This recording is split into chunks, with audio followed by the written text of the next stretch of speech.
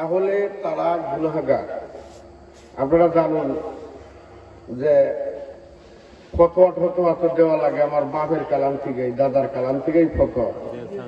তাহলে আমি তার ভুল ফতোয়া দিতেছি না, ভুল ফতোয়া দিলাম।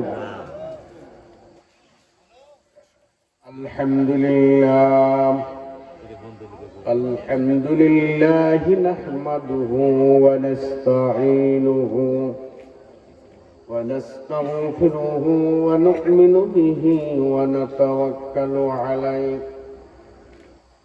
ونعوذ بالله من شرور أنفسنا ومن سيئات أعمالنا من يهد الله فلا مضل له ومن يضلله فلا هادي له ونشهد أن لا إله إلا الله وحده لا شريك له ونشهد أن محمدا عبده ورسوله أرسله بالحق بشيرا ونذيرا وداعيا إلى الله بإذنه وسراجا منيرا أما بعد فقد قال الله تبارك وتعالى في شان حبيبه آمرا ومخبرا إن الله وملائكته يصلون على النبي يا أيها الذين آمنوا صلوا عليه وسلموا تسليما بلغ العلا بكماله كشف الدجى بجماله حسنت جميع خصاله صلوا عليه وآله সকলে বলুন بلغ العلا بكماله كشف الدجى بجماله حسنت جميع خصاله صلوا عليه وآله اللهم آمين ربنا ظلمنا أنفسنا وإن لم تغفر لنا وترحمنا لنكونن من الخاسرين يا رب العالمين تمام دنيا أنبياء کرام رسول نظام فقهاء کرام مفسر کرام محدث نظام صحابی تابعین تبع تابعین ائمہ মুজতাহিদিন পীর বুজুর্গ আউলিয়া প্রত্যেকের রূহ মুবারকে দোয়া বখশিশ করলাম রব্বুল আলামিন আল্লাহ নবী কলবানিতে আল্লাহ নবগঠিত মসজিদ আল্লাহ নবনির্মিত মসজিদ ইয়া রাব্বাল আলামিন মাহফিল 2 দিন ব্যাপী আজকে শেষ রজনী আল্লাহ রব্বুল আলামিন আল্লাহ তুমি ভরপুর কামিয়াবি নসিব করুন আজকের এই মাহফিলে যে সকল উলামায়ে কেরাম এসেছেন এবং আসবেন দয়া করে মায়া করে আল্লাহ তুমি তাদেরকে মেহেরবান করো আল্লাহ এই মাহফিলে যারা আসলো আসার জন্য যারা নিয়ত করেছে যারা রাস্তাঘাটে রয়েছে বাড়িতে রয়েছে দয়া করে মায়া করে তাদের মনটাকে আল্লাহ মাহফিলের দিকে আল্লাহর কালামের দিকে তোমার কোরআনের দিকে আল্লাহ ঝুঁকিয়ে দাও ربنا لا تزغ قلوبنا بعد إذ هديتنا وهب لنا من لدنك رحمة إنك أنت الوهاب رب العالمين আল্লাহ যে সকল মা বোনেরা পর্দার আড়ালে থেকে আল্লাহ ওয়াজ শুনছেন দয়া করে মায়া করে আল্লাহ তুমি তাদের ওয়াজগুলোকে আল্লাহ হাসরের ময়দানের দিন আল্লাহ নাজাতের উসিলা বানায়া দেও যারা শ্রম খাটালেন আল্লাহ যারা অর্থ দিলেন আল্লাহ যারা অর্থ দেওয়ার জন্য নিয়ত করেছেন আল্লাহ প্রত্যেককে আল্লাহ তুমি ক্ষমা করে দাও রব্বি শরহ লি সাদরি ওয়া ইয়াসসির লি আমরি واحلل عقدة من لساني يفقهوا قولي ربي زدني علما علما نافعا ولمن صالحا رزقا حلالا طيبا وفوض أمري إلى الله إن الله بصير بالعباد آمين آمين بحرمة كلمات ولا إله إلا الله محمد رسول الله صلى الله عليه وسلم। সম্মানিত সভাপতি, দিগার উলামায়ে কেরাম, হাজিরানে মজলিস, পর্দার মা বোনেরা, সমস্ত প্রশংসা মহান আল্লাহ রাব্বুল আলামিনের দরবারে আলিশানে লাখো কোটি শুকরিয়া। সকলেই জোরে সোরে বলে আলহামদুলিল্লাহ। দরুদ ও সালাম আকা নামদার তাজদার মদিনা আহমদ মুস্তাফা মুহাম্মদ মুস্তাফা সাল্লাল্লাহু আলাইহি ওয়াসাল্লামের রওজা আথারে পেশ করে আজকের আলোচনা শুরু করার জন্য চেষ্টা করব। যে আলোচনা করার জন্য মনস্থ করেছি, আল্লাহ পাক যেন সেই আলোচনা করার তৌফিক দান করে এই আশা রেখে শুরু করছি। আমার তৌফিকে ইল্লা বিল্লাহ। আপনারা যে ভাইয়েরা, আসলে সব দিন তো মাহফিল হয় না, না হয়? অবশ্যই এখন কিছু ঘন ঘন মাহফিল হবে। তদুপরি যে মানুষগুলো মাহফিলে আসেন আমি দেখি, আমি বিভিন্ন মাহফিলে তো আপনারা দাওয়াত দেন, যাই, চেষ্টা করি কোরআন এবং হাদিস থেকে আলোচনা করার জন্য। এটা আমার কোনো ক্যারিশমা না, আমার কোনো কথা না, আমার কোনো বাক্যের কোনো মূল্য নাই। মূল্য কার? আজকে আপনাদেরকে দেখাবো। আমি প্রথমেই বলেছি, যারা আজকে ঘরের ভিতরে শুয়ে আছেন অহেতু অকারণে বিনা ওজরে, তারা নিশ্চিত গুনাহগার এবং বড় গুনাহগার। বুঝে কি বললাম? আর তারা ইমানদার কতটুকু আমি আজকে ইনশাআল্লাহ প্রমাণ করে দেব। ইমানদার হইলেই যে জান্নাতে যাবেন তা নয়, ইমানদার হলেই জান্নাতে যাওয়া যাবে এটা তা নয়। আজকে ইনশাআল্লাহ প্রমাণ করে দেওয়ার চেষ্টা করব। আপনারা খুব খুশি হবেন যে আমি এমন এক সূরা থেকে আলোচনা করার জন্য একটা পরিকল্পনা করেছি, আল্লাহ যদি তৌফিক দান করে। যে সূরাটা অনেকই খুবই মূল্যবান সূরা। কোরআন তো পুরোটাই মূল্যবান, কিন্তু তদুপরি তো একটু সূরার মর্যাদা এবং বিষয়বস্তুতে একটু একটু 19-20 থাকতে পারে, ঠিক কিনা? সেই হিসাবে আমি আজকে আপনাদের সামনে সূরাতুল কাহাফ, পবিত্র কোরআনের অন্যতম একটি সূরা আমি আপনাদের সামনে উপস্থাপন করার জন্য চেষ্টা করব। ওমা তৌফিকি ইল্লা বিল্লাহ। সকলেই খুশি হয়েছেন না? কথা বলেন না কেন? খুশি হয়েছেন না? জোরে আওয়াজ দিয়ে জানাই দেন। শয়তানের ধোঁকায় যারা বাড়িতে আছো, শয়তানের ধোঁকায় যারা বিভিন্ন জায়গায় আড্ডা মারছো, তাদের কর্ণকুহরে আল্লাহ তাকবীরের ধ্বনি গেলে পরে ওদের অন্তর কেঁপে যাবে, ঠিক কিনা? সেইভাবে আমরা মাঝে মাঝে তাকবীর দিব, ঠিক না? আসুন শয়তানের ওয়াসওয়াসা থেকে আল্লাহ পাকের কাছে পানা চেয়ে নেই, সকলেই করি। আউযু বিল্লাহি মিনাশ শাইতানির রাজিম। বিসমিল্লাহির রাহমানির রাহিম। আলহামদুলিল্লাহিল্লাযী আনজালা আলা আবদিহিল কিতাবা ওয়া লাম ইয়াজআল লাহু ইওয়াজা قيما لينذر بأسا شديدا من لدنه ويبشر المؤمنين الذين يعملون الصالحات أن لهم أجرا حسنا। صدق الله মৌলানা আজিম। বলেন সাদাকাল্লাহুল মাওলানাল আজিম। আলহামদুলিল্লাহ। সাদাকাল্লাহুল মাওলানাল আজিম এগুলা বলতে পারেন না আপনারা? চিন্তা করে দেখুন যে আপনি চিন্তা করুন, কোনোদিন কি আল্লাহর কাছে দরখাস্ত করেছিলাম আমরা যে আল্লাহ তুমি আমাদেরকে দুনিয়াতে পাঠাও? এটা বলেছিলাম আল্লাহর কাছে?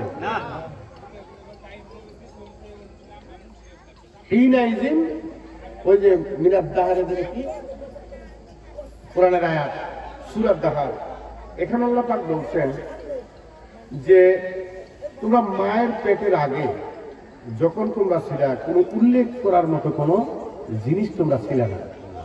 মায়ের গর্ভে আমরা যখন সন্তান হিসাবে মায়ের গর্ভে আসলাম, তার পূর্বে আমরা মাটি না কাদা না বালু না গাছ গাছালি, কাঁঠাল না আম না জাম না মানুষ না পশু না জানোয়ার, কিছু কি আমরা বুঝতে পেরেছি? কথা বলেন না কেন? বুঝতে পেরেছি? তখন আমরা বুঝতে পারি না, ওই সময়ের ব্যাপারটা আমরা বুঝতে পারি নাই। কয়েকদিন পরে আপনাকে আমাকে ঠিক তদ্রুপ সুরুজ্জামানের মতো চলে যেতে হবে। এখানে কি সুরুজ্জামানের চেয়ে সম্পদ বেশি আছে? কেউ আছেন? কথা বলেন না কেন? আছেন? সুরুজ আঙ্কেলের মতো লোক আছে এখানে? কত টাকাওয়ালা মানুষ এখন দুনিয়া থেকে হুট করে চলে গেলেন। সুবহানাল্লাহ বলেন। আজকের আলোচনা করবো ইনশাআল্লাহ, আপনার ধৈর্য ধারণ করুন, কিন্তু ধৈর্য ধারণ করতে হবে। আমি যে আয়াত তেলাওয়াত করেছি কোরআনের সূরাতুল কাহাফ, এই সূরাটা আমি কিছু কথা বলবো। আল্লাহ পাক প্রথমে বলেছেন আলহামদুলিল্লাহিল্লাযী আনজালা আলা আবদিহিল কিতাবা ওয়া লাম ইয়াজআল লাহু ইওয়াজা। সুবহানাল্লাহ। আলহামদুলিল্লাহ, প্রশংসা কার? আল্লাহ। প্রশংসা কার? আলহামদুলিল্লাহ। আল্লাহু আকবার। মনটা ভরে যায়, আত্মাটা ভরে যায় না? আমরা কোরআনে যখন আমরা তেলাওয়াত করি, নামাজে যখন তেলাওয়াত করি, তখন আলহামদুলিল্লাহ রাব্বিল আলামিন, সমস্ত প্রশংসা এই সারা জগতের মালিক যিনি, সেই রবের প্রশংসা। আর এখানে বললেন কি আলহামদুলিল্লাহ হিল্লাযী আনজালা আলা আবদিহিল কিতাব। সুবহানাল্লাহ। বলে প্রশংসা তার। ওই জায়গায় বলছে আলহামদুলিল্লাহর মধ্যে রব্বুল আলামিনের, সারা আলমের যিনি রব, তার প্রশংসা, সমস্ত প্রশংসা। আর এই জায়গায় বলতেছি সমস্ত প্রশংসা তার যিনি নবী মুহাম্মদের উপরে কিতাব অবতীর্ণ করেছেন। সুবহানাল্লাহ। যে আল্লাহ নবী মুহাম্মদের উপরে কিতাব অবতীর্ণ করেছেন, সেই কিতাব প্রাপ্ত নবীর উম্মত হয়েছি। এই জন্য আমরা সকলে বলি আলহামদুলিল্লাহ। আল্লাহ বলেন প্রশংসা তার যিনি মহাগ্রন্থ আল কোরআন, এমন একটা গ্রন্থ অবতীর্ণ করলেন তার প্রিয় বান্দার নিকটে। আব্দুহু, তার বান্দা, এমন বান্দা যাকে তৈরি না করলে সারা আলম হতো না, আমি হতাম না, আপনি হতেন না, আপনার সন্তান হতো না, আপনার মা বাবা হতো না, আপনার স্ত্রী হতো না, হতো? আল্লাহ রাব্বুল আলামিন বলেন যে আমি এই বান্দার উপরে, পুত পবিত্র বান্দার উপরে, আমার ভালোবাসার পাত্রের উপরে আমার সব চাইতে গুরু দায়িত্ব আমি দিলাম। সেই দায়িত্বটা হলো কোরআন। ওয়াল্লাযী বাআসা ফিল উম্মিয়িনা রাসূলাম মিনহুম ইয়াতলু আলাইহিম আয়াতিহি ওয়া يزكيهم ويعلمهم الكتاب والحكمة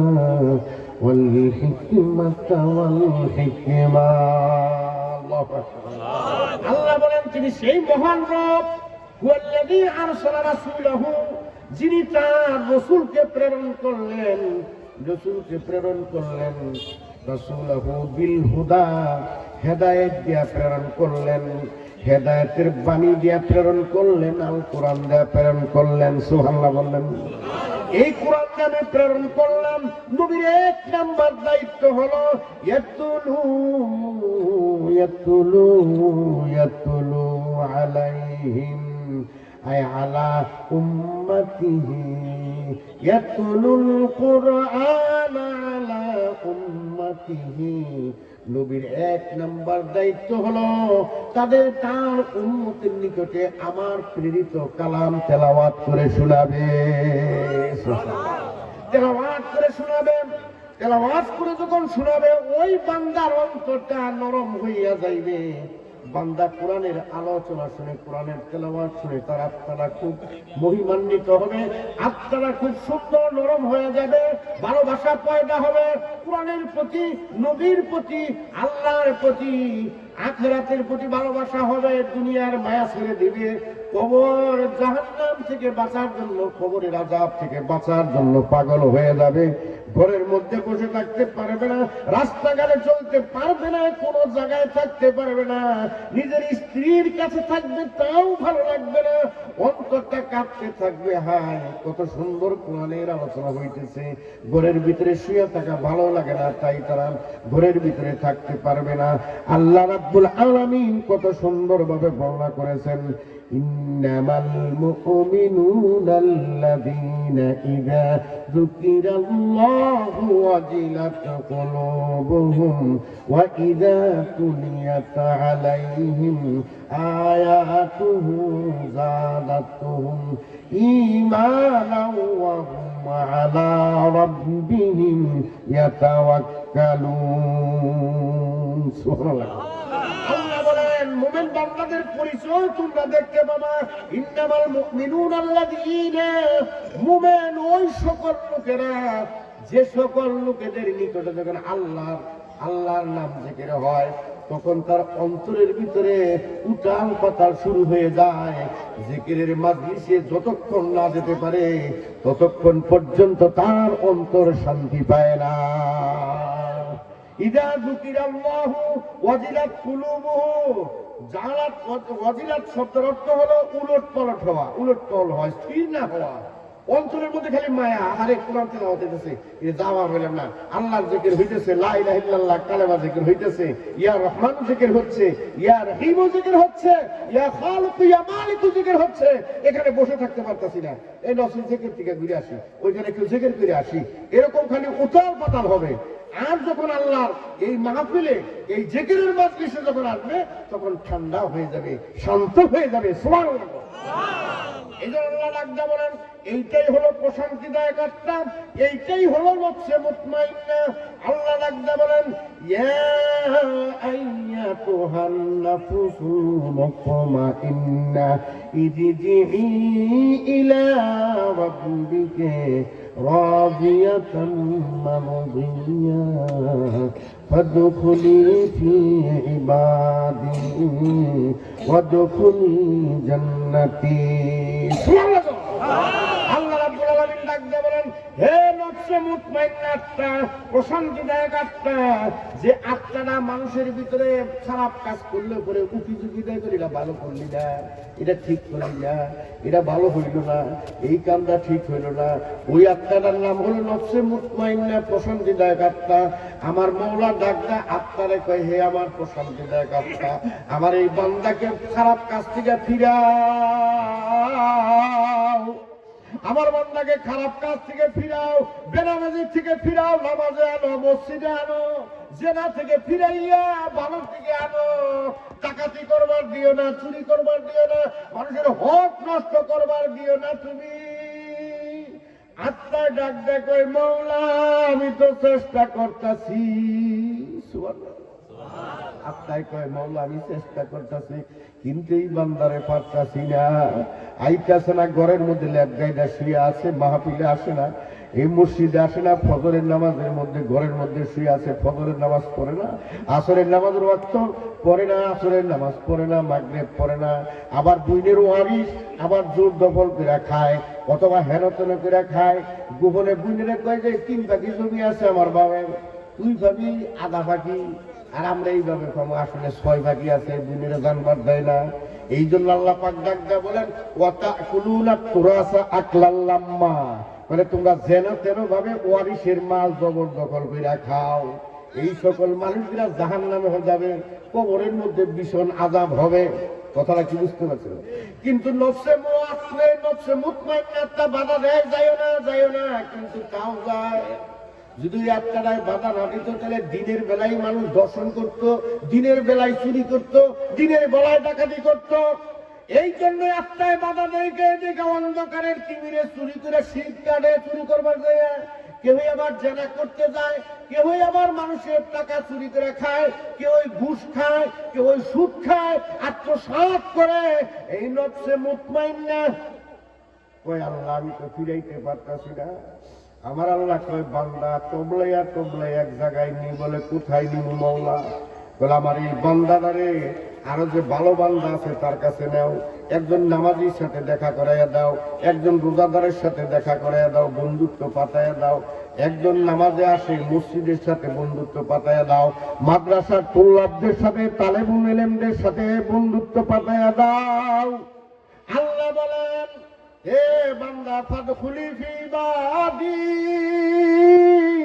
বলে আমার যে বান্দা আছে, আমার প্রিয় বান্দা আছে, আমার প্রিয় বান্দা যারা আমার হুকুম কাম পালন করে, ওই সকল বান্দাদের অন্তর্ভুক্ত কইরা নাও। এদের কাছে যদি যায় আযান যখন দিব তখন ওই বান্দাটা দূর করে মসজিদে ঢুকবো, তখন ও বলে হায় হায় জীবন বেলা তো নামাজ পড়ি না, আজকে তো উজু করবার নামাজের দায় ঠেকলাম। তারপরেও যাবো কইলা হারে বন্ধু আয় যাই শরম হইলেও মসজিদে যাবে, ঠিক কিনা? শরম হইলেও মসজিদে যাবে, ঠিক না?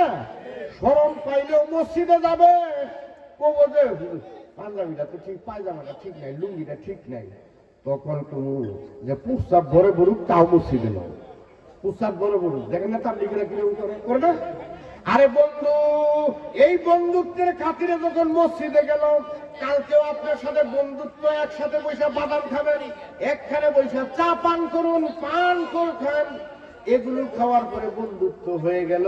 ওই বন্ধুটার আজানের সময় আবার ভাই কালকে একসাথে আজকে নো তাহলে আজকে আমি বালা ঠেকতেছে না, করলো বালা ঠেক করি, নামাজ পড়লে বালা ঠেকবে। এই জন্য আল্লাহ পাক বলেন ফাদখুলি ফি ইবাদি, আমার এই সৎ চরিত্র বান্দাদের অন্তর্ভুক্ত হইয়া যাও। ওয়াদখুলি জান্নাতি, কোনো ভেদাভেদ নাই, কোনো হিসাব নাই, কোনো নিকাশ নাই, ওই বান্দাদেরকে আমি সাথে সাথে জান্নাত দিয়ে দিব। কোন হিসাব নাই, নিকাশ নাই।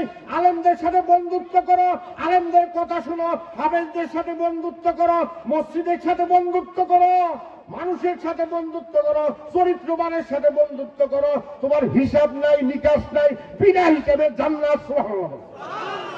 ওলামায়ে কেরাম আছেন, ফুকাহায়ে কেরাম এখানে আছেন, জিজ্ঞেস করুন এই জায়গায় আমরের জবাবে যখন আমরের জবাব যখন আসে, আমর হওয়ার পরে ইম্পারেটিভ ডিগ্রি দিয়ে আদেশ করলাম, এই আদেশের সাথে সাথে তার কি হবে, অর্থাৎ তার পুরস্কার কি হবে যখন কোরআন উল্লেখ করবে, এটার অর্থ হলো যে আল্লাহর উপরে তাকে জান্নাত দেওয়া ফরজ হয়ে যায়। সুবহানাল্লাহ। আল্লাহর উপরে ওয়াজিব হয়ে যায় জান্নাত, ওই বান্দাকে জান্নাত দেওয়া আল্লাহর উপরে ওয়াজিব হয়ে যায়। নারায়ে তাকবীর। সোজা কথা ফাদখুলি ফি ইবাদি, আমার বান্দাদের অন্তর্ভুক্ত হও। ওয়াদখুলি জান্নাতি, আমি তোমাকে এক থুরি জান্নাত দিলাম আর দেরি করলাম না। সুবহানাল্লাহ বলেন। আল্লাহু আকবার। আপনি যদি আত্মীয় বলেন ভাই ঘরের ভিতরে ঢুকেন, আমি একবারে সবকিছু খাওয়াবো ইনশাআল্লাহ, এখনো যদি ঘরের মধ্যে ঢুকে তাহলে কেন না খাওয়াইয়া পারবেন ওই আত্মীয়রে? কথা বলেন না কেন? কি বলেন না কেন? না খাওয়াইতে পারবেন? আমার আল্লাহ কইছে আমার বান্দার ভিতরে ঢুক, আমি তোর বেহেশত দিব। সুবহানাল্লাহ। এই যে আসলে তাহলে ওই দিকে গেলাম না, বন্ধুরে আবার আসি, তফসিরে আসি। আল্লাহ পাক বলেন আমার প্রিয় বান্দার উপর আমি কোরআন নাযিল করলাম। এই কোরআনের ব্যাখ্যা নিজেই দিচ্ছেন আল্লাহ, কয় যে কোরআনটা কেমন, ওয়ালাম ইয়াজআল লাহু ইওয়াজা। বান্দা এমন একটা গ্রন্থ যে গ্রন্থটার কোনো আওয়াজ নাই, আওয়াজ বড়জনে কেওয়াজ বুঝেন তো, কাজ্জা বুঝেন না, ঝগড়া বুঝেন না, ঝগড়া বুঝেন, কেওয়াজ বুঝেন, কেওয়াজা। আমি যদি একদিকে অর্থ নেই তাহলে কেওয়াজ অর্থ করবে এখানে। তার কারণটা হলো কেওয়াজ মানে ঝগড়া। আমরা বলি ভাই ঝগড়া করিস না, বলি না আমরা এলাকায়, বলি কিনা? আল্লাহ কয় যে আমি এমন একটা গ্রন্থ নাযিল করলাম, দুনিয়ার মানুষের গ্রন্থ লেখে, কত কিতাব আছে, বিজ্ঞানের কিতাব আছে, গণিতের কিতাব আছে, সমাজ কল্যাণের কিতাব আছে, ভূগোলের কিতাব আছে, অর্থনীতি, সমাজনীতি, রাষ্ট্রনীতি, বিভিন্ন ধরনের কিতাব আছে, গ্রন্থ আছে, বাট ওইটার ভিতরে ভুলও আছে, আছে না? আমার আল্লাহ কয় বলে ওয়ালাম ইয়াজআল্লাহু ইওয়াজা, এই কোরআনের ভিতরে কোনো বক্রতা নাই, কোনো ঝগড়ার কোনো বিষয় কোরআনের মধ্যে নাই। সুবহানাল্লাহ বলেন। এই কোরআনের ভিতরে কোনো শাব্দিক ভুল নাই। সুবহানাল্লাহ বলেন। এই শাব্দিক ভুলের কারণে ব্যাকরণগত ভুল নাই, যে পৃথিবীতে ব্যাকরণরা, ব্যাকরণবিদরা এই কোরআনটা রিসার্চ করে বের করে একটা অক্ষরের ব্যাকরণের ত্রুটি আছে তাও করতে পারবে না। আল্লাহ ছিলেন। সুবহানাল্লাহ বলেন। এমন একটা গ্রন্থ আমি নাযিল করলাম, যে গ্রন্থ পৃথিবীর সমস্ত সাহিত্যিকের একত্র হইয়া যদি বলে যে কোরআনের এই সাহিত্যের ভাষাটা ঠিক হয় নাই, তা চলবে না, করতে চ্যালেঞ্জ করতে পারবে না। তাহলে ইওয়াজা, এটা নিয়ে কোনো কেজ্জা নাই। তারপরে যদি আপনি একজন ভাষাবিদ আসে, যদি একজন কবি আসে, তাহলে যে কবিতার মতো যে শব্দগুলো, এই শব্দগুলোর কোনো ত্রুটি ধরতে পারবে না। সুবহানাল্লাহ বলেন। আল্লাহু আকবার। এর যে গাঁথুনি শক্তি, শব্দের যে ঝংকার, যে গাঁথুনিটা, এই গাঁথুনির মধ্যে কোনো ত্রুটি ধরতে পারবে না। বলে এমন একটা গ্রন্থ আমি নাযিল করলাম, আমার প্রিয় বান্দা সারা দুনিয়ার সর্বশ্রেষ্ঠ মাখলুকাতের মধ্যে, আশরাফুল মাখলুকাতের মধ্যে সবচাইতে আশরাফ, সারা দুনিয়ার সৃষ্টির মূল মন্ত্র, যাকে সৃষ্টি না করলে আমি রসুল, এই রসুলকে সৃষ্টি না করে সারা দুনিয়া সৃষ্টি করতাম না, সেই মোহাম্মদের উপরে পৃথিবীর সবচাইতে সুন্দর বাণী এবং আল্লাহর বাণী, সুবহানাল্লাহ, আল্লাহর বাণীটা আমি নবীর উপরে প্রেরণ করলাম। উম্মতে মুহাম্মদী খাড়া না মোড়া? খাড়ো না বড়? মর্যাদায় কি আমরা কি জোরে বলেন না? আমরা উম্মতে মুহাম্মদীরা আমরা বড় না ছোট?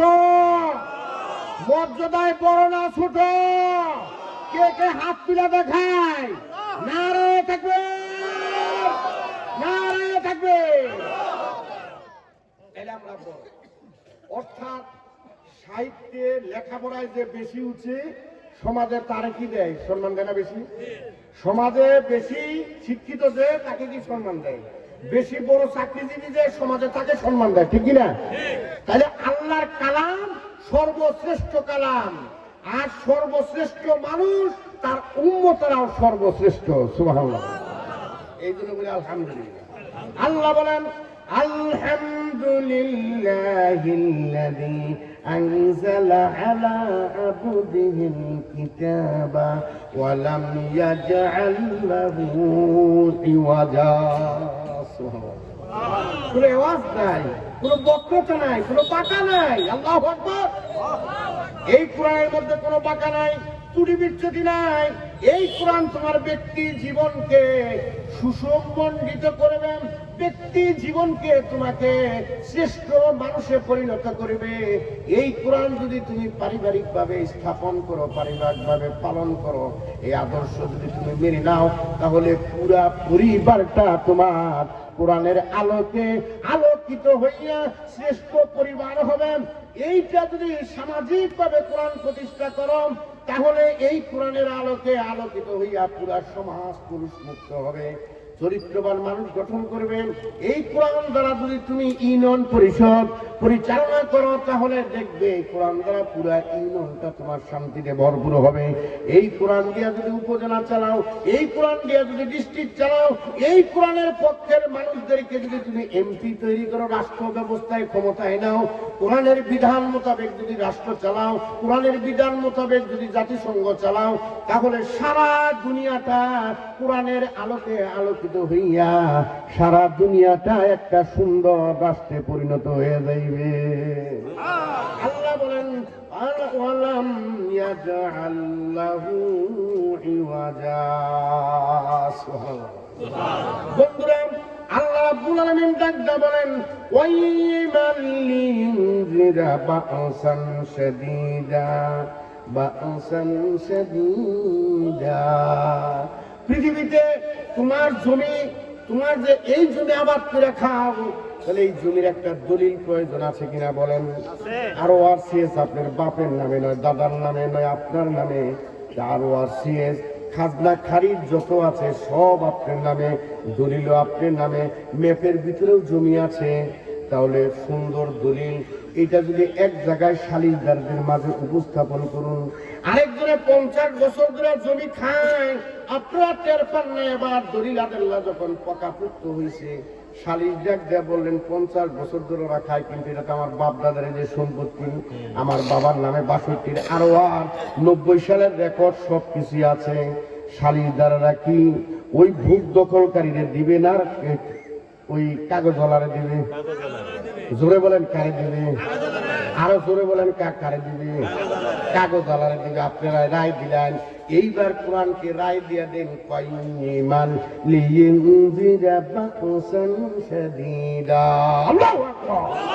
আল্লাহ বলেন কবরের ভিতরে আযাব হবে, হাসরের ময়দানে আযাব বা এক হাত উপরে সূর্য থাকবে। এই যে ভয়ের বাণী কোরআনের মধ্যে, এত হলো প্রতিষ্ঠিত দলিল। এই দলিলের উপর দিয়ে কোনো দলিল নাই। জাহান্নামের মধ্যে আযাব হবে, এই কঠিন দলিল কোরআনের চাইতে কোনো দলিল বড় দলিল নাই। পুলসিরাত পার হতে হবে, এর চাইতে কোরআনের চাইতে কোনো বড় দলিল নাই। তুমি যদি ব্যভিচারী করো শাস্তি পাবে, এই দলিল আছে কোরআনের ভিতরে। লিইনজিরা বাকসান শাদীদা। এই কোরআন এমন দলিল ফিট করছে, তুমি এই কাজ করলে পরে তোমার জাহান্নাম, এই কাজ করলে কবরে শাস্তি, এই কাজ করলে হাসরে শাস্তি, এই কাজ করলে পুলসিরাত পার হতে পারবে না, এই কাজ করলে জাহান্নামে হাজার হাজার বছর থাকতে হবে। এই কোরআনের দলিলের উপর দিয়া পৃথিবীর কোন দলিল নেই যে কোরআনের দলিলকে টেক্কা দিবে। সুতরাং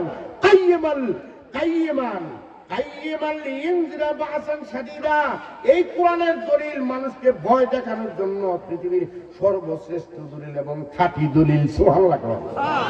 তাহলে কোরআনের বিশ্বাস করতে হবে কিনা? আল্লাহু আকবার। আর বলেন মিল্লাদুনহু, বলে এইটা তার তরফ থেকে, যে রব, যে আল্লাহ আলম তৈরি করলেন, তোমাকে তৈরি করলেন, তার পক্ষ থেকে নাজিলকৃত কিতাব, যা আমি নবীর নিকটে প্রেরণ করলাম। আর কি হবে? আরেকটা কথা বলি, একটা হলো দুঃখের সংবাদ দেয়। যেমন আমি আপনাদেরকে উদাহরণ দিই, হুট করে রাত্রে 12টায় টেলিফোন আসলো দূর প্রান্ত থেকে, যেমন আপনার একটা আত্মীয় মারা গেছে। এটা দুঃখের সংবাদ না সুখের সংবাদ?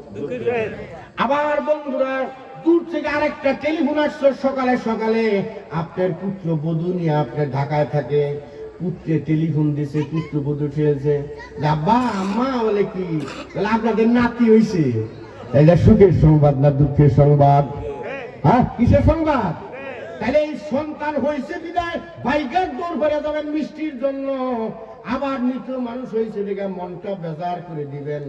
আমার মওলা কয়, কোরআনটা একদিক দিয়ে এই ভয়ের দলিল দিচ্ছে যে কবরের মধ্যে আযাব, এই কাজ করলে এই শাস্তি, এই কাজ করলে এই শাস্তি, হাসরের ময়দানের দিনে এই শাস্তি, পুলসিরাতে এই শাস্তি, আর জাহান্নামের মধ্যে এই শাস্তি। অপর দিকে বলতেছে, আমার এই কোরআন যারা মানবে তাদের জন্য আল্লাহ পাক বলেন,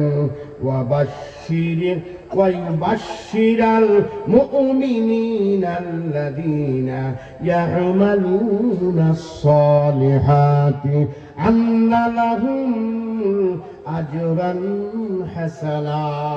সুবহানাল্লাহ। আল্লাহ রাব্বুল আলামিন উপর দিকে বলেন, এই কোরআনের বিধান যারা মানবে তাদের জন্য সুন্দর শুভ সংবাদ আছে। পুত্র হইছে, নাতি হইছে, এই সংবাদ আছে যে কবরের মধ্যে কোরআন মানলে পরে তুমি জান্নাতের টুকরা পাইবা। কিয়ামত পর্যন্ত সুখে স্বাচ্ছন্দ্যে কবরে বসবাস করবা। হাসরের ময়দানের দিন পুলসিরাত তুমি বিজলির আকারে তুমি চলে যাইবা। জাহান্নাম তোমার ধারে কাছে আসবে না। জান্নাতে ফেরদাউস তোমার মালা পরায় দিতে হবে, দিয়ে দিবেন। ইন্নাল্লাযীনা আমানু ওয়া আমিলুস সালিহাতি কানাত লাহুম জান্নাতুল ফিরদাউসি নুজুলা খালিদিনা ফিহা লা ইয়াবগুনা আনহা ইওয়ালা। সুবহানাল্লাহ। নিশ্চয়ই যারা সৎ আমল করবে, ভালো কাজ করবে, কোরআনের বিধান মোতাবেক মাইনা, কোরআন মাইনা যারা ভালো কাজ করবে, ওই সকল মানুষের গলার মধ্যে জান্নাতে ফেরদাউসটা মালা বানাইয়া তার গলার ভিতরে পরাইয়া দিব। আল্লাহু আকবার।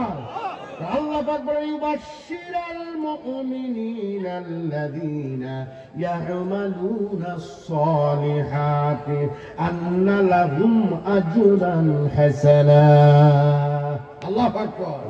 এই কোরআনের দ্বিতীয় পর্যায়ে একটা হলো মানুষকে ভয় দেখাবে, দুষ্কৃতী মানুষদের ভয় দেখাবে, অপর দিকে কোরআন যারা মানবে তাদের জন্য শুভ সংবাদ দিবে।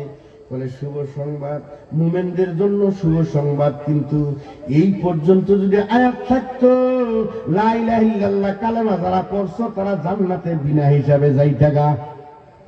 আল্লাহু আকবার।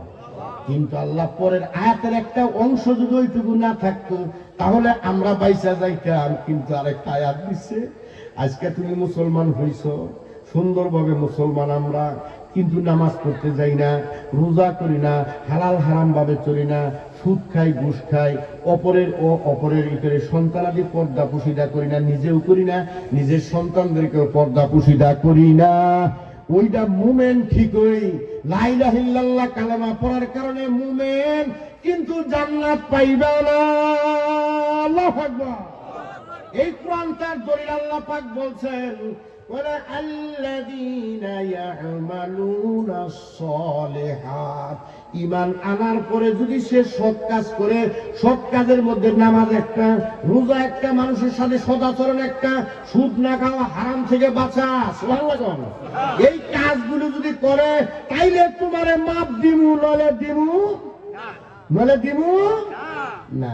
এবার বুঝা দেখুন গিয়া আমার আল্লাহ কয় আল্লাহর বিধান মোতাবেক চইলা যদি সৎ আমল গুলো করো তাহলে কি হবে, আন্না লাহুম আজরান হাসানা, এত সুন্দর পুরস্কার দিবে তুমি জীবনেও দেখো নাই, তোমার বাপ দাদা 14 পুরিও তোমার দেখে নাই, এমন পুরস্কার তোমাকে দেব। সুবহানাল্লাহ, খুশিতে ভরপুর হইয়া যাইবা। আল্লাহু আকবার। বলে কয়দিন থাকবা দুনিয়াতে সম্পদ বানাও, ঘুষ খাইয়া, সুদ খাইয়া, দুনিয়াতে মানুষের টাকা মাইরা দেয়া সম্পদ বানাও, ওয়ারিসের টাকা মাইরা দেয়া, তারপরে সম্পদ বানাও। কয়দিনের জন্য? 2 দিনের জন্য। আল্লাহ রাব্বুল আলামিন ডাকদা বলেন মাকিসিনা ফিহি আবাদা, আমার এই সুখটা আজরান হাসানাতা চিরস্থায়ী হবে, কোনোদিন তুমি মরবা না, কোনোদিন ঘাটতিও হবে না, কমতিও হবে না। আজকাল লবণ কিনতে যাইবা টাকা নাই, পান কিনতে যাইবা, মাছ কিনবা, ভালো মনে চাইছে 6,000 10,000 টাকা একটা কাতলা মাছ কিনবা, টাকা নাই তোমার কাছে। কিন্তু কবরে যাওয়ার পরে যখন তুমি জান্নাতে যাইবা ওইটার কোনো হিসাব নাই, তোমার অভাব নাই, অনটন নাই। মাকিসিনা ফিহি, আল্লাহ রাব্বুল আলামিন বলেন মাকিসিন মানে তোমরা ওইখানে অবস্থান করবা, বসবাস করবা, ওই জায়গায় আবাদা, সর্বাবস্থায় কোনোদিন তুমি মরবা না। যুবক থাকবা। সুবহানাল্লাহ। তাহলে এই দুনিয়ার ক্ষণস্থায়ী জিন্দেগির জন্য অট্টালিকা তৈরি করো, ক্ষণস্থায়ী জিন্দেগির জন্য। কত মানুষ কত খারাপ কাজ করে, অর্থ সম্পদ আমার পোলারা খাইব কি। বুইনে যখন ওয়ারিসের লিগে আসে তখন কয় বুন আমার পোলা আনি না, বাঁচতো না, আমরা বাপের জমি পাইছি 1 পাইছি দিরা, তুই যদি থেকে নিয়ে যার তাহলে আমার পোলা আনি চলবো কেমনে করিয়া। কয়দিন কইয়া ধোকা দেয় বুইনের, বইনের মন হলে নরম, বুইনের মন নরম লাগা, এই ধোকা দেয়া জমিটা নিয়ে জায়গা। এই যে পরিস্থিতি, এই সম্পদ, এই ক্ষণস্থায়ী সম্পদের জন্য। এবার বন্ধুরা আমি এই পর্যন্ত যে আলোচনা করলাম, কিন্তু এই তাফসীরের দিকে আমরা যাইতে পারি নাই, আগানো যাবেও না মনে হয়। কিন্তু বন্ধুরা এই যে সূরা অবতীর্ণ হইল, এই সূরাটা কেন অবতীর্ণ হলো, তার শান-ই নুজুল, অবতীর্ণের কারণটা আমার বড় লাগলো। এই সূরার নাম হলো সূরাতুল কাহাফ। নাম কি বলেন? সূরাতুল কাহাফ। এই কাহাফুল শব্দের অর্থ হলো, কাহাফ শব্দ কাফ হা ফা, এর অর্থ হলো গুহা, গর্ত ছিলেন তো পাহাড়ের মধ্যে, পর্বতের মধ্যে যে গর্ত, এটা কি বলে? গুহা বা গর্ত। শুদ্ধ বাংলায় হলো গুহা, আমাদের দেশে কয় গাতা। গাতা ছিলেন তো, বড় গাতা, ভুট্টে গাতা, খুব বিশাল গাতা, যেখানে 2-4 জন 10-20 জন লোক বসে থাকা যায়, ভিতরে ঢোকা যায়, এরকম গাতার নাম হলো কাহাফুল। কাফ হা ফা, সুবহানাল্লাহ। কেমন না? এই নাম বললাম, এই সূরার মধ্যে 110টা আয়াত আছে। কয়টা আয়াত? 110টা। অবতীর্ণ হয়েছে মক্কায়। কোথায় অবতীর্ণ হয়েছে? মক্কায়। আয়াত সংখ্যা কয়টা? 10টা। আর এটা রুকু সংখ্যা হলো 12টা। রুকু কয়টা? 12টা। মন থাকবে তো? এবার আসুন শানে নজরুল। এখনকার এই যে আলেম ধরে কত ধরনের ইট করে না, মানুষে ক্রিটিসাইজ করে না, অনেক সময় ক্রিটিসাইজ করে কিনা, আমরা করে না, অনেকে করে ক্রিটিসাইজ করে। মুরগির পেট এত বড়, আইটা দেখে পেট দেয় আগে, তাহলে হুজুর এত বারে আবিনকে দাওয়াত করে খাইছি, এলে বলে না, মস্করা করে না আমার সাথে। এখন ধরুন আল্লাহ এখনো যেরকম শত্রু আছে কিনা বলেন? শত্রু আছে না? কোরআনের শত্রু আছে না? জোরে বলেন আছে কিনা? কোরআনের শত্রু আছে। আল্লাহ রাসূল যখন দ্বীনের দাওয়াত দিতে লাগলেন তখন পারতাছে না কুরাইশরা, তখন তারা একটা সিদ্ধান্ত নিল, কুরাইশ নেতৃবৃন্দ বৈশা 2 জন মানুষকে দায়িত্ব দিল মদিনায় যাওয়ার জন্য। এই 2 জন মানুষ মদিনার বড় বড় যে আলেম আছে, ইহুদি আলেম, এই আলেমদের কাছে পাঠাইল। একজনের নাম তাফসীরের মধ্যে আসছে হাফেজ আপনার ইবনে হাজার আসকালানী রহমাতুল্লাহ আলাইহি, তার তাফসীরে তাবারির মধ্যে লেখছেন। একজনের নাম হলো নজর ইবনে হারেস, একজনের নাম হলো নজর ইবনে হারেস, খুব জ্ঞানী মানুষ, মক্কার ভিতরে খুব জ্ঞানী মানুষ ছিল। আরেকজন নাম হলো উকবা ইবনে আবি মুইত, উকবা ইবনে আবি মুইত আরেকজনের নাম। এই 2 জন মানুষকে মক্কার কুরাইশরা এই মদিনার ইহুদি বড় বড় নেতাদের কাছে পাঠালে পরে যে বলল যে এই যে নবী, যে আমাদের দেশে মোহাম্মদ নামে সে কোরআন নাযিল হইতেছে বলে এরকম আয়াতের কথা কয়, এই ধরনের কথা বলে, তাইলে এর ব্যাপারে আপনাদের একটু মতামত জানতে আমরা আসছি। এই 2 জনে যে বলবো, নজর ইবনে হারেস আর হলো মুইত, এই 2 জন যাওয়ার পরে ইনশাআল্লাহ যাওয়ার পরে বন্ধুরা একটু বসতে বলেন, আমি দিতেছি। যাওয়ার পরে বন্ধুরা ওই মদিনার ইহুদি বড় বড় আলেমেরা বৈশা বলল, তোমাদের দেশে যে মুহাম্মদের কথা বলতেছ, উনি সত্য নবী নাকি? হ্যাঁ আমার বন্ধু মানুষ ভাইজান, ছেড়ে দিবে এখন, আপনারা বিভিন্ন জায়গায় যাবেন। এখন শুনুন, আমি যে কথা বলছিলাম, এই যে নজর ইবনে হারেস এবং মুইত, এই 2 জনকে মক্কা থেকে পাঠাইলো মক্কার কুরাইশরা মদিনায়। পাঠায় সেরা বললো যে ওই দেশের যে বড় বড় আলেম আছে তাদেরকে যে বলো যে মোহাম্মদ নামে যেরকম করে যে নবী দাবি করতেছে, এটার ব্যাপারে আপনাদের মতামত কি? তখন ওই আলেমেরা বৈশা 3টা প্রশ্ন সাব্যস্ত করলো। কয়টা প্রশ্ন? জোরে বলেন কয়টা? 3টা প্রশ্ন বলে দিল। তারা বললো যে এই 3টা প্রশ্ন মোহাম্মদের কাছে যে জিজ্ঞাসা করবা, সে যদি সত্যবাদী নবী হয় তাহলে 3টা প্রশ্নের জবাব দিতে পারবে, আর যদি জবাব দেয় তাহলে মনে করে সে আল্লাহর নবী। সুবহানাল্লাহ। আর যদি জবাব না দিতে পারে তাহলে মনে করবা যে সে আল্লাহর নবী না। এই প্রশ্ন 3টা শুনে মক্কাতে আসলেন। তারা আসার পরে কথাগুলো বললেন, আল্লাহ রসুলের কাছে তারা গেলেন। যাওয়ার পর আল্লাহ রসুলকে বললেন, হে মুহাম্মদ, 3টা প্রশ্ন যদি তুমি উত্তর দিতে পারো তাইলে আমরা মুসলমান হব, তাহলে তুমি সত্যবাদী নবী বলে স্বীকার করো। কথাটা কি বুঝতে পারছেন? আল্লাহ নবী বললেন, বলো নজর ইবনে হারেস, মুইত, তোমরা বলো কি প্রশ্ন? 1 নাম্বার প্রশ্ন করলাম, হুজুর, এই যে গুহা বা গর্তের ভিতরে কয়েকজন যুবক ছেলেরা হযরত ঈসা আলাইহিস সালামের 200 বা 250 বছর পরে যে তো কয়জন বাদশা জাকিয়ানুস, সন্ত্রাসী বাদশা, জালেম বাদশা, ওই ছেলেদেরকে ঈমান আনার কারণে দেশ থেকে যে সরিয়ে দিয়েছিল, তাদের সাথে একটা গুহায় যে অবস্থান করেছিল, সেই তাদের অবস্থানটা হুজুর আপনি যদি বলতে পারেন তাহলে আমি সত্যবাদী নবী মেনে নেব। আল্লাহ রসুল বললেন, দ্বিতীয় প্রশ্ন কি? তিনি বললেন, জিলকারনাইন যে একজন বাদশা ছিলেন, সৎ ন্যায় পরায়ণ বাদশাহ, এই বাদশার ইতিহাসটা আপনি একটু বলবেন, তাহলে আপনাকে সত্যবাদী নবী মেনে নেব। তৃতীয় প্রশ্ন কি? আল্লাহ রাসূলকে বললেন, হুজুর তৃতীয় প্রশ্ন হলো রূহ কারে বলে, রূহ মানুষের আত্মা কারে বলেন? এই তিনটা প্রশ্ন করার পরে বন্ধুরা আল্লাহ রাসূল বললেন, তখন তিনি জবাব না দেয়া বললেন যে আল্লাহর তরফ থেকে ওহী আসলেন, আমি বলবো। এই মনে মনে ভাইবা তাদেরকে বললাম, আগামীকাল এতটার সময় তোমাদেরকে জবাব দিব, আগামীকাল এতটার সময় জবাব দিব। কিন্তু আল্লাহ রাসূল ইনশাআল্লাহ বলতে ভুলে গেলেন। ইনশাআল্লাহ বলতে ভুলে যাওয়ার কারণে আল্লাহ রাব্বুল আলামিন পরের দিন ওহী করলেন না, দ্বিতীয় দিনে করলেন না, তৃতীয় দিনে করলেন না, চতুর্থ দিনে করলেন না, পঞ্চম দিনে করলেন না। এইভাবে যাইতে যাইতে 10 দিন এদিকে শয়তানের গ্রুপেরা আল্লাহ রাসূলের বিরুদ্ধে কুৎসা রটনা শুরু করলো। নবী মুহাম্মদ এটা আল্লাহর নবী নয়, এইটা তো ভণ্ড নবী, নাউজুবিল্লাহ।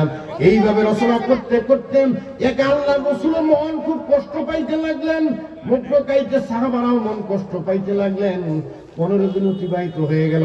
16 দিনের দিন আল্লাহ রাব্বুল আলামিন এই সূরাতুল কাহাফ ফেরেশতা জিবরাইলের মাধ্যমে পুরা সূরাটা এক জায়গায় করে পুরা সূরাটাকে দিয়া আল্লাহ রাব্বুল আলামিন নবীর কাছে 70,000 ফেরেশতা দিয়া আল্লাহ নবীর দরবারে পাঠিয়ে দিলেন সূরাতুল কাহাফ।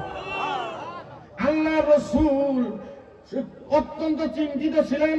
আল্লাহ রাসূল সাল্লাল্লাহু আলাইহি ওয়াসাল্লামের কাছে জিবরাইল আসলেন।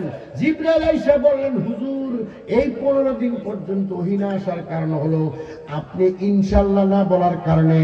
এই জন্য কোরআন শরীফের ভিতরে আল্লাহ রাব্বুল আলামিন বলেন, ওয়ালা তাকুলান্না লিশাইইন ইন্নী ফাইলুন যালিকা গাদান ইল্লা আইয়াশা আল্লাহ। হে নবী, তুমি যখন আগামী কাল কোনো কিছু করবে এই মনস্থ করবা, তখন তুমি সাথে সাথে লাগাইয়া দিবা ইনশাআল্লাহ আগামীকাল এটা করবো, ইনশাআল্লাহ আল্লাহ যদি চাহে আমি আগামীকাল অমুক জায়গায় যাইব, ইনশাআল্লাহ আগামীকাল আমি অমুকটা করব, তমুকটা করব, এগুলো বলবা। নইলে ইনশাআল্লাহ ছাড়া কোনো কথা বলবা না। এই জন্য বন্ধুরা এখান থেকে আজকে শিখা নিব যে যত কাজই আমরা করি না কেন আল্লাহর সাথে সাথে আল্লাহ চাহে তো আমরা এই কাজ করব, ঠিক কিনা? আল্লাহ চাহে তো। কাপ শব্দ, কাপ হা ফা, এর অর্থ হলো গুহা, গর্ত। গর্ত ছিলেন তো পাহাড়ের মধ্যে, পর্বতের মধ্যে যে গর্ত, এটা কি বলে? গুহা বা গর্ত। শুদ্ধ বাংলায় হলো গুহা, আমাদের দেশে কয় গাতা। গাতা ছিলেন তো, বড় গাতা, ভুট্টে গাতা, খুব বিশাল গাতা, যেখানে 2-4 জন 10-20 জন লোক বসে থাকা যায়, ভিতরে ঢোকা যায়। এরকম গাতার নাম হলো কাহফুল। কাফ হা ফা, সোহা লাগাবেন না, এর নাম বললাম। এই সূরার মধ্যে 110টা আয়াত আছে। কয়টা আয়াত? 110টা। অবতীর্ণ হয়েছে মক্কায়। কোথায় অবতীর্ণ হয়েছে? মক্কায়। আয়াত সংখ্যা কয়টা? 10টা। আর এটা রুকু সংখ্যা হলো 12টা। রুকু কয়টা? 12টা। মন থাকবে তো? এবার আসুন শানে নজর। এখনকার এই যে আলেম ধরে কত ধরনের ইট করে না, মানুষে ক্রিটিসাইজ করে না, কারণ অনেক সময় ক্রিটিসাইজ করে কিনা, আমরা করে না, অনেকে করে ক্রিটিসাইজ করে। মৌলবীর পেট এত বড়, আইটা দেখে পেট দেয় আগে, তাহলে হুজুর এত বারে আবিনকে দাওয়াত করে খাইছি, এলে বলে না, মস্করা করে না আমার সাথে। এখন ধরুন আল্লাহ এখনো যেরকম শত্রু আছে কিনা বলেন। শত্রুকে বললেন, হে মোহাম্মদ, 3টা প্রশ্ন যদি তুমি উত্তর দিতে পারো তাইলে আমরা মুসলমান হব, তাহলে তুমি সত্যবাদী নবী বলে স্বীকার দিবে। কথাটা কি বুঝতে পারছেন? আল্লাহ নবী বললেন, বলো নজরের হারে তোমরা বলো কি প্রশ্ন। 1 নাম্বার প্রশ্ন করলাম, হুজুর এই যে গুহা বা গর্তের ভিতরে কয়েকজন যুবক ছেলেরা হযরত ঈসা আলাইহিস সালামের 200 বা 250 বছর পরে যে তো কয়জন বাদশা দাকিয়ানুস, সন্ত্রাসী বাদশা, জালেম বাদশা, ওই ছেলেদেরকে ঈমান আনার কারণে দেশ থেকে যে সরিয়ে দিয়েছিল, তাদের সাথে একটা গুহায় যে অবস্থান করেছিল, সেই তাদের অবস্থানটা হুজুর আপনি যদি বলতে পারেন তাহলে আমি সত্যবাদী নবী মেনে নেব। আল্লাহ রাসূল বললেন, দ্বিতীয় প্রশ্ন কি? তিনি বললেন, জিলকার নাইন যে একজন বাদশা ছিলেন, সৎ ন্যায়পরায়ণ বাদশা, এই বাদশার ইতিহাসটা আপনি একটু বলবেন, তাহলে আপনাকে সত্যবাদী নবী মেনে নেব। তৃতীয় প্রশ্ন কি? আল্লাহ রাসূলকে বললেন, হুজুর তৃতীয় প্রশ্ন হলো রূহ কারে বলে, রূহ মানুষের আত্মা কারে বলেন? এই তিনটা প্রশ্ন করার পরে বন্ধুরা আল্লাহ রাসূল বললেন, তখন তিনি জবাব না দেয়া বললেন যে আল্লাহর তরফ থেকে ওহী আসলেন, আমি বলবো। এই মনে মনে ভাইবা তাদেরকে বললাম, আগামীকাল এতটার সময় তোমাদেরকে জবাব দিব, আগামীকাল এতটার সময় জবাব দিব। কিন্তু আল্লাহ রাসূল ইনশাআল্লাহ বলতে ভুলে গেলেন। ইনশাআল্লাহ বলতে ভুলে যাওয়ার কারণে আল্লাহ রাব্বুল আলামিন পরের দিন ওহী করলেন না, দ্বিতীয় দিনে করলেন না, তৃতীয় দিনে